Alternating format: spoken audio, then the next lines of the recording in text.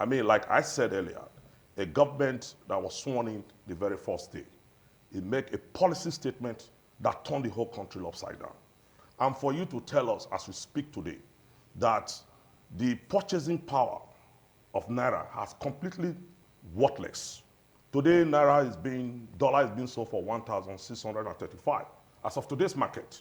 So what you can buy with 1,000 Naira as of that time, if you remember before these people came in, the bag of rice was being sold for between 7 to 11,000 Naira. Today, a bag of rice is sold for 100,000. So even when you have more money in your pocket today, you cannot live that quality of life that you used to live many years ago. So what we are saying that APC government from the federal government has failed. These are people that, you don't run government on palliative. So when I hear when they say, oh, we are sending palliative to states, who does that? You don't run government on palliative. You run government on economic reform. If you want to reform government, first of all, your cost of governance must be reduced. You must bring it down. You can't, as of this time, when Nigerians cannot even feed themselves. You are buying a private jet. When Nigeria cannot feed themselves, you are going around the world spending the little resources that we have. When Nigeria cannot even feed themselves, you are buying a yak. When Nigeria cannot even feed themselves, you are spending billions in renovating the vice president's house. Who does that? Anywhere in the world, when you are doing economic reform, the first thing you do, you bring the cost of governance down. That is what you do. Then you look at the economy, how you can reshape it. Those vital sectors in the economy, especially manufacturing, those are the things you should focus on. You don't focus on bringing a bag of rice to Edo State, bringing a bag of rice to another state and say the government is doing something. The government is not doing anything.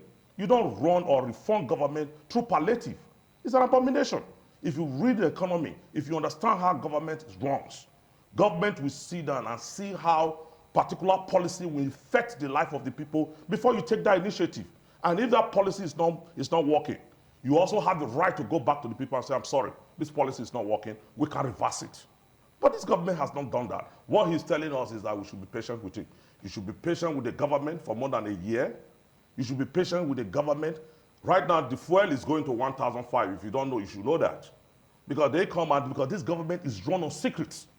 They don't tell you what is going on. They come out and give you all this form of be patient with us, be patient with us, be patient with us. How long Nigerians should be patient? When people are dying, go to federal hospitals, there's nothing to write home about. There's no policy that has to do with our federal education. There's nothing this APC government have done. And somebody is telling me here that what he has done is benefiting the state. Whose state? Who is benefiting from it? When we are all here, we are all suffering. And you have this man sitting somewhere and he's enjoying himself with his cronies. And they are telling us that the government is doing something. Man, the government is not doing something. You know, many people will criticize the guy on his own personal affair. But look at the governance. Look at what he has done for the past 8 years.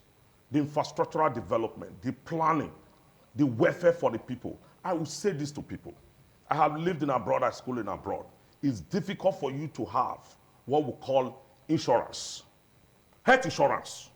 America today, the fight between the Republicans and the Democrats has to do with affordable health care. In Obama's administration in these states, there's what they call a dual health insurance scheme. I bought into it. I paid for 75,000 Naira a year, where you do a co-payment of 10%. How do you qualify that? That is something that is directly impacting the life of the people. Today, you have over 200,000 people under that scheme. The government is not singing high heaven on it. Because I'm a member of health insurance, in fact, it should not even be called a Dose health insurance scheme. It should even be called Obaseki Care. People are not saying this. You are not seeing the kind of development. If I'm going from my house in Ugbo Road today, I'm going to Ebo, to Iriri, I don't need to come down to Airport Road. There are link roads that they have done. If you go to Pixet Road, the same thing. If you go to St. Peter, the same thing. This government have used the available resources to the best. As we speak, 8 institutions in Edo State have been reopened and been reinvested in. 8 institutions. At a time in 2012, the School of Nursing was closed down. School of Nursing was closed down. But today, the School of Nursing is one of the best in the nation. The School of Health, we had nothing to write home about.